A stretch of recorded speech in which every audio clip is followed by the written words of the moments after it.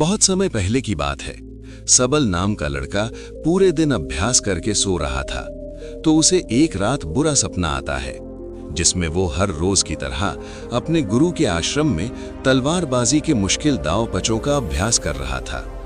उसका अभ्यास अच्छा चल रहा था, लेकिन जैसे ही वो एक ऊंची छलांग लगाकर जमीन में वापस आता है, उसका एक पैर टूटकर कांच के टुकड़ों की तरह बिखर जाता है। उसकी ऐसी हालत देखकर सभी लोग डर जाते हैं, लेकिन एक रहस्यमय आदमी बड़ी शांति से उन टुकड़ों को इकट्ठा करने लगता है, जिसने काले रंग के जूते पहने हुए थे। सबल घबराकर नींद से जाग जाता है। उस समय रात्रि से सुबह होने वाली थी और वो खुद को शांत करने के लिए बाहर टहलने निकल जाता है। कुछ देर चलने के बाद वो एक पुराने घर के बाहर आकर रुक जाता है और उसके बाहर पेड़ के नीचे जाकर बैठ जाता है। तभी एक बूढ़ा आदमी उस घर से बाहर निकलता है, जिसने बिल्कुल वैसे ही जूते पहन रखे थे जैसे सबल ने अपने सपने में देखे थे। सबल उस बूढ़े आदमी से कहता है कि तुम्हारे पैरों में अलग अलग जूते हैं। तो जवाब में वो आदमी कहता है कि इसमें से एक जूता नया है और दूसरा पुराना। फिर सबल वहां से उठकर जाने लगता है और वो आदमी वहीं पर बैठ जाता है। लेकिन जब अगले ही पल सबल पीछे मुड़कर उस आदमी को देखता है तो वो आदमी उस घर की छत पर पहुंच चुका था, जो कि आश्चर्यचकित कर देने वाली बात थी, क्योंकि एक बूढ़े आदमी के लिए बिना किसी सहारे के इतनी जल्दी छत पर पहुंच जाना असंभव बात थी।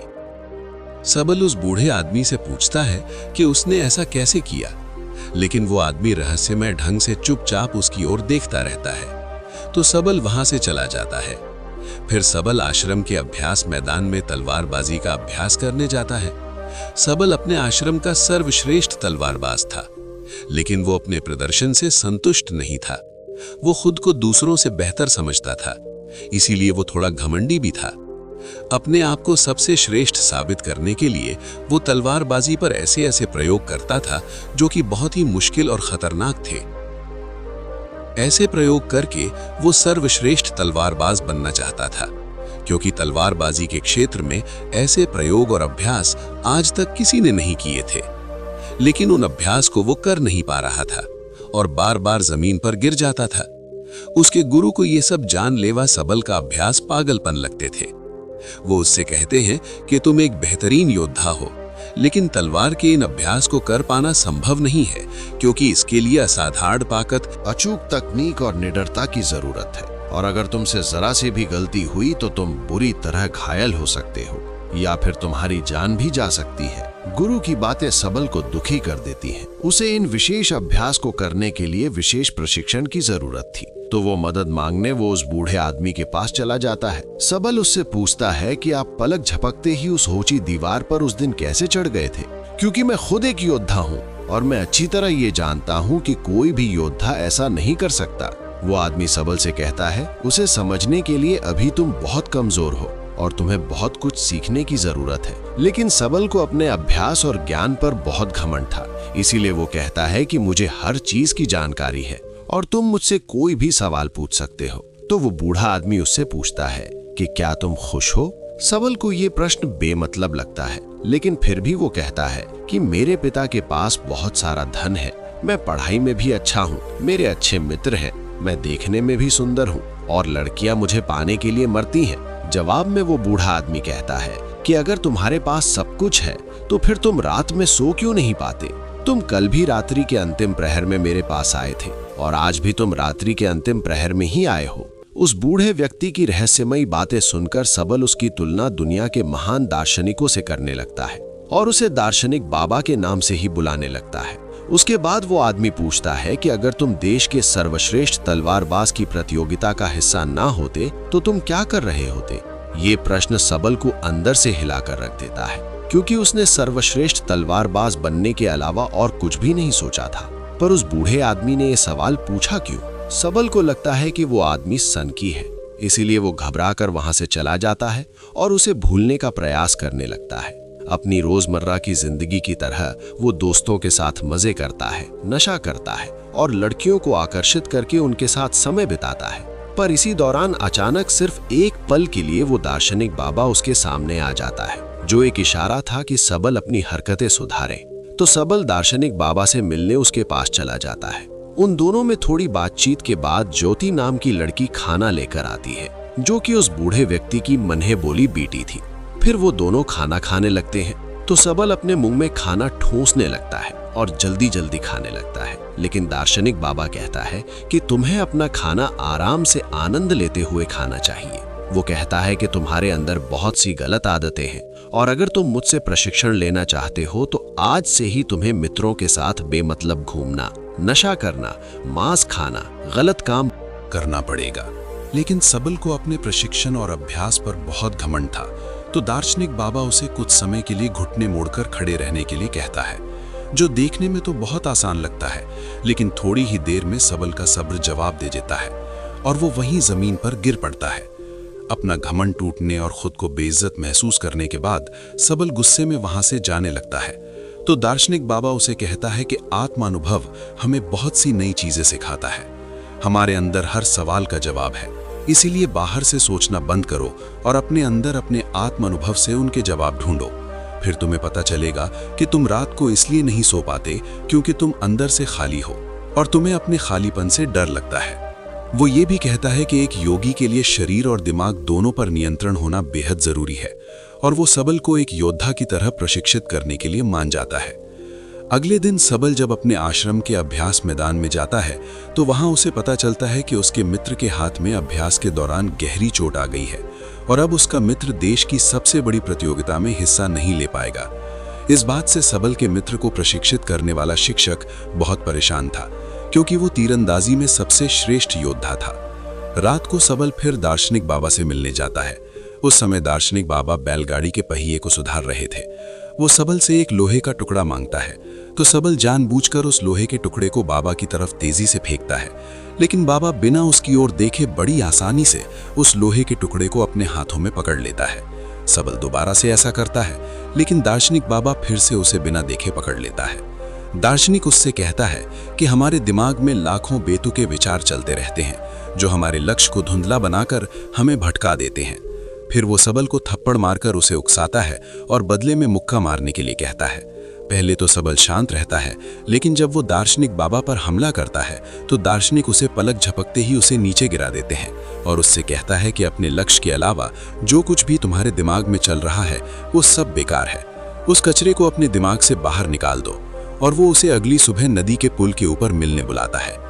अगले दिन जब सबल नदी के पुल पर पहुंचता है तो दार्शनिक उसे धक्का कोई कचरा नहीं भरा है, तो दार्शनिक सबल के दिमाग पर नियंत्रण करके वो सब देखने लगता है जो उसके दिमाग में चल रहा था। फिर वो कहता है कि अगर तुम अपना ध्यान इन फिजूल के विचारों में रखोगे तो तुम अपने वर्तमान के पलों को जी नहीं पाओगे, और जब तुम अपना सारा ध्यान वर्तमान के पलों में रखोगे तब तुम्हें पता चलेगा कि तुम क्या कर सकते हो और कितने अच्छे से कर सकते हो। सबल को चोट लगने के बाद तीरंदाजी सिखाने वाला शिक्षक सभी छात्रों की परीक्षा ले रहा था। इस दौरान सबल दार्शनिक के सिखाए तरीके से अपने ध्यान को एकाग्र करने में सफल हो जाता है और पूरी एकाग्रता के साथ तीरंदाजी का बेहतरीन प्रदर्शन करके दिखाता है, जो कि शायद उसके मित्र से भी बेहतर था। सभी लोग ऐसे प्रदर्शन को देखकर हैरान रह जाते हैं। फिर उस रात दार्शनिक को पूरी बात बताता है। वो खुश था और उसे अपने प्रदर्शन पर नाज था, क्योंकि दूसरे खिलाड़ी योद्धा उससे जलने लगे थे, लेकिन दार्शनिक को उसकी बातों में कोई दिलचस्पी नहीं थी। वो कहता है कि तुम अभी भी अतीत में जी रहे हो और तुम्हें अपने प्रदर्शन पर घमंड भी है। इसका मतलब अभी तुम कुछ भी नहीं सीखे। इतना कहकर वो उसे घर जाने के लिए कहता है और आज रात उसे कुछ भी सिखाने से मना कर देता है। लेकिन यहाँ कुछ अजीब होता है। सबल वहां छुपकर सुबह होने का इंतजार करता है और सुबह होते ही दार्शनिक का पीछा करने लगता है। दार्शनिक सबल के अभ्यास मैदान में चला जाता है और जाकर एक ऊंचे स्थान में बैठ जाता है। सबल दार्शनिक के बगल में जाकर बैठता है तो वो महसूस करता है कि वो सभी खिलाड़ी योद्धाओं के दिमाग को पढ़ पा रहा है। वो उनके दिमाग में चल रही सभी बातों को सुन सकता है। उसे हैरानी तो तब होती है जब सबल स्वयं को उस अभ्यास मैदान में आते हुए देखता है। ये देखकर वो अपनी जगह से नीचे गिर जाता है। फिर उसे पता चलता है कि ये सब तो उसका भ्रम है। न तो सुबह हुई थी और न ही उसने दार्शनिक का पीछा किया था। ये तो दार्शनिक था जो उसके दिमाग से खेल रहा था।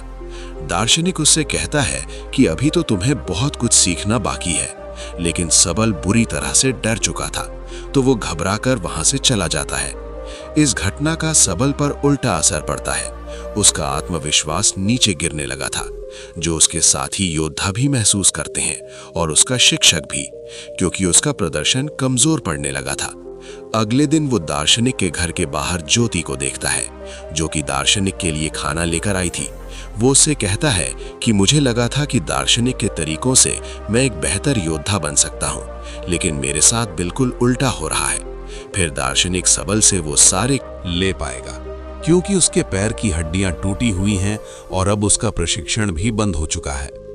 अपने सपने को टूटता हुआ देखकर सबल गुस्से से भर जाता है और घर जाकर तोड़फोड़ करने लगता है। ये द्वार उसकी जिंदगी का सबसे मुश्किल दौर था। उसका सब कुछ बर्बाद हो चुका था। अब उसके जिंदा रहने का कोई मतलब नहीं था। इसीलिए अपनी जिंदगी खत्म करने के लिए वो एक ऊंची पहाड़ी पर चढ़ जाता है। इससे पहले कि वो नीचे कूद पाता, वहां कुछ अजीब होने लगता है।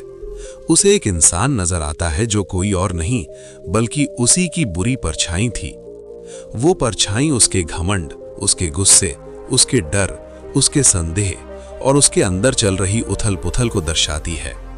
वो कोई और नहीं बल्कि उसी के अंदर का शैतान था, जो सबल को नीचे कूदने के लिए उकसा रहा था।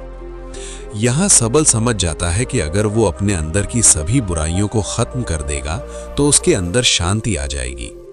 तभी वो शैतान नीचे गिरकर हमेशा के लिए खत्म हो जाता है। लेकिन ये सब तो बस उसका एक सपना था।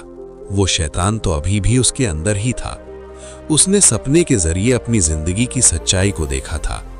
तो मदद मांगने वो उस दार्शनिक के पास चला जाता है। सबल दार्शनिक के पास जाकर रोने लगता है। दार्शनिक उससे कहता है कि हर चीज का एक मकसद होता है। अब तुम्हें अपने सवालों के जवाब अपने अंदर से ही ढूंढने पड़ेंगे, और जब तक तुम्हें अपने अंदर से कोई खास जवाब नहीं मिलता, तब तक तुम उस पेड़ के नीचे बैठे रहो। सबल पेड़ के नीचे बैठकर सोचने लगता है। उसके पास समय तो बहुत था, लेकिन वो क्या सोचे उसे ये पता नहीं था। वो बार बार अपने नए जवाब के साथ दार्शनिक से मिलता, लेकिन हर बार दार्शनिक उसके जवाब से संतुष्ट नहीं होता था और उसे वापस भेज देता था। फिर सारी रात सोचने के बाद जब सुबह वो एक नई शादीशुदा जोड़े को देखता है, तो उसे अपना जवाब मिल जाता है। फिर सबल दार्शनिक के पास जाता है और कहता है कि हमारी जिंदगी का एक एक पल बहुत खास है, हमें अपनी जिंदगी की कद्र करनी चाहिए। उसका ये जवाब सुनकर दार्शनिक खुश हो जाता है। सबल को अपनी जिंदगी की कीमत पता चल चुकी थी। अब ऊंचाई से कूदने के विचार उसके दिमाग में नहीं आएंगे। दार्शनिक के साथ रहते हुए वो बहुत सी नई बातें सीखता है। दार्शनिक उसके अंदर फिर से जीने की आशा भरता है और अपनी जिंदगी फिर से शुरू करने के लिए उसे तैयार करता है। फिर एक दिन सबल अपने मित्रों से मिलता है और अतीत में अपने बुरे व्यवहार के लिए उनसे माफी मांगता है। उसके मित्र सबल का ये रूप देखकर हैरान रह जाते हैं।